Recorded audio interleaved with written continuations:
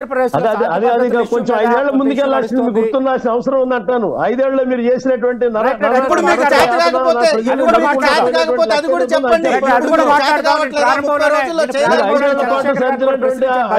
పాలన ఏదైతే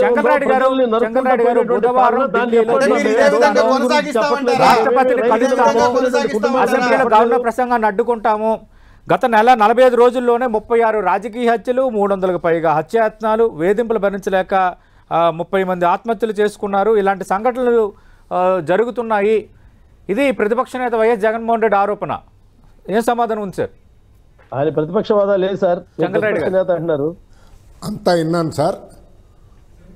మీకు మన ఛానల్ ప్రేక్షకులకు మా బాజీ గారికి, చంద్రశేఖర్ గారికి ఉదయపూర్వక నమస్కారాలండి. కొన్ని నిజాలు చెప్పారు. నమస్తే సార్. ఏ ప్రభుత్వంలో అరాచకం జరిగినా దాన్ని మనం ఖండించాల్సిందే. హత్యలు జరిగినా యాక్షన్స్ తీసుకోవాల్సిందే. దానికి ఎవరు ప్రభుత్వం వేరు, పార్టీలు వేరు. మనం పార్టీని ప్రభుత్వాన్ని కలిపి పనిచేసినటువంటి ఘనత వైసీపీకి. మీకు తెలుసు, ఆయన పాదయాత్రకు పసిపిల్లోని కాపాడుకున్నట్టు కాపాడుకుంటూ పోలీస్ బందోబస్తునిస్తూ ఎస్కాట్నిస్తూ పంపిస్తే ఎయిర్పోర్ట్లోకి వెళ్ళిన తర్వాత ఆంధ్ర పోలీసుల మీద మాకు నమ్మకం లేదు అన్నటువంటి ఘనత జగన్మోహన్ రెడ్డి గారిది. ఆయన్ని కాపాడుకొని వచ్చిన దానికి.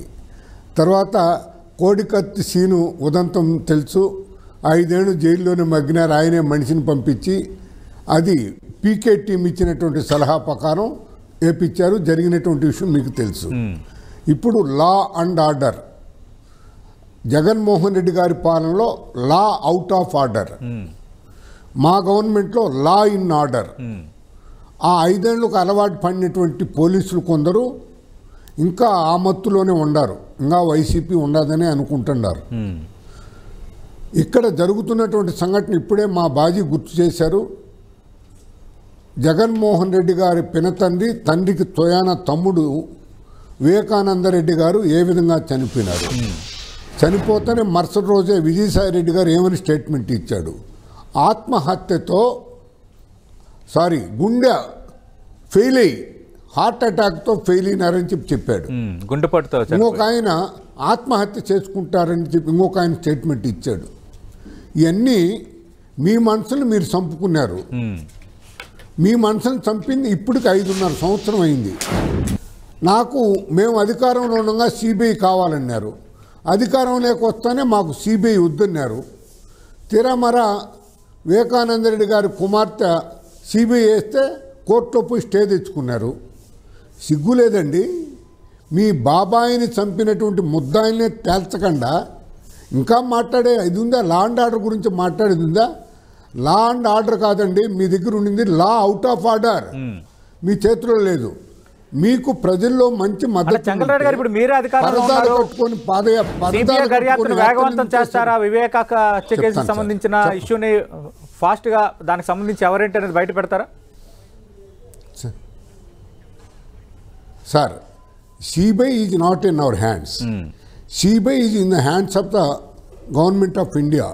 అదొక సపరేట్ ప్రతిపత్తి కలిగినటువంటి నేను సిబిఐ మీ జోబుల సంస్థ నేను అలాంటి వ్యాఖ్యలు చేయట్లేదు సార్. అంటే దర్యాప్తును వేగవంతం చేయిస్తారా అంటున్నాను. అవును సార్, తప్పనిసరిగా ముద్దాయిలందరూ వాళ్ళ స్థలానికి వెళ్ళేట్టుగా మా వంతు కృషి మేము చేస్తాం. దాంట్లో ఏం అనుమానం లేదు. ఇప్పుడు మేము కరెక్ట్గా ఒక్క నెల 1 వారం అయిందండి మేము అధికారంలోకి వచ్చి.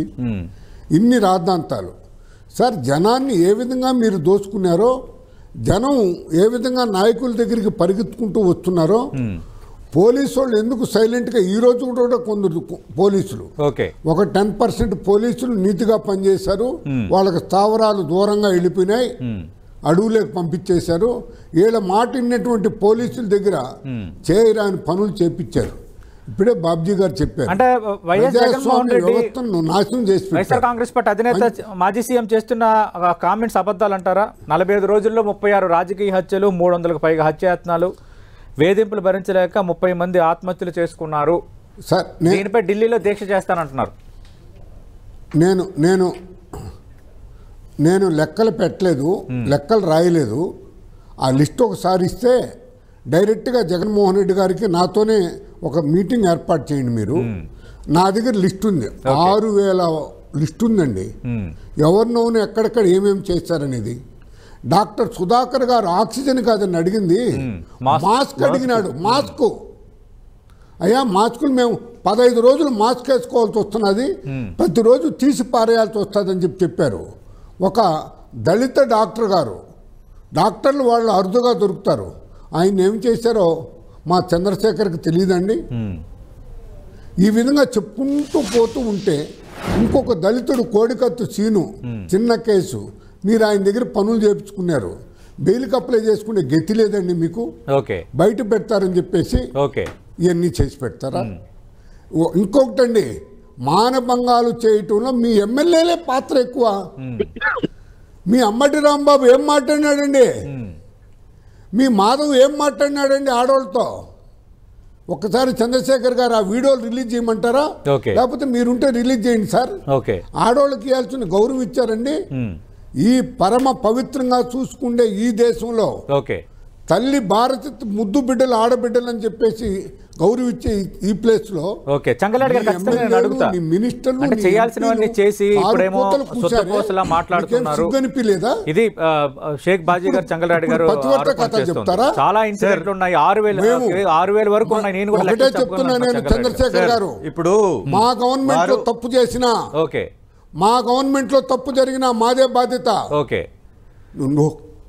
వాళ్ళు ముద్దాయిలు ఇలా దాడి నేనేమంటానంటే కలర్, క్రీడ్, రిలీజియన్ సరే ఇవన్నీ గుర్తుపెట్టుకుని మీరు అధికారంలో ఉన్నారు, మీరు బాధ్యత వహించాలి, రెస్పాండ్ అవ్వాలని చంద్రశేఖర్ గారు అంటున్నారు.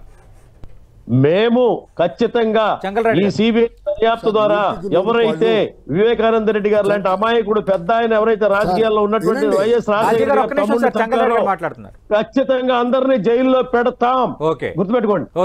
చంగలరాయుడు గారు,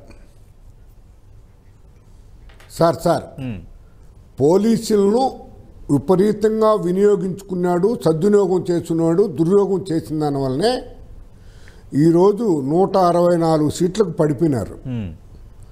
పోలీసులు తమ పని తాను చేసుకుంటా పోతే, మేము ఇంటర్ఫీర్ కాకుండా ఉంటే, మేము 11 వాళ్ళకి వచ్చాయండి. పోలీసులను ఉపయోగించుకునే దానివల్ల 11 కూడా రావు సార్. ఇంకా 6 సీట్లు ఓడిపోయిందరు, రాజంపేట ఓడిపోయిందరు, కమ్మలపల్లి ఓడిపోయిందరు.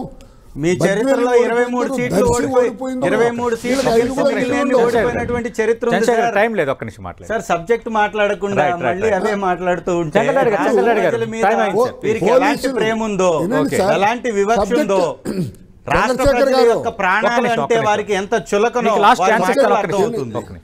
మమ్మల్ని ఎన్నండి చెప్పనండి, కొంచెం మాట్లాడండి. పోలీసులను సద్వినియోగం చేసుకుంటే మంచి రిజల్ట్ వస్తుంది, దుర్వినియోగం చేసుకుంటే ఇలాంటి రిజల్టే వస్తుంది. చేస్తున్నారా పోలీసు పని? బ్రిటిష్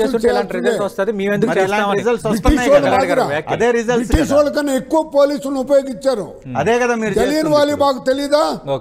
పోలీసులు ఎట్ట ఉపయోగించుకొని జనాన్ని ఎట్ట చంపినారో సార్, కేసు జరిగినటువంటి రోజే ప్రెస్ మీట్ పెట్టి ఇలాంటి దుర్మార్గులు రాష్ట్రంలో నాశనం అయిపోతుందని చెప్పేసి అలా ప్రజలు మీకు సైలెంట్ జవాబు ఇచ్చారు. సొంత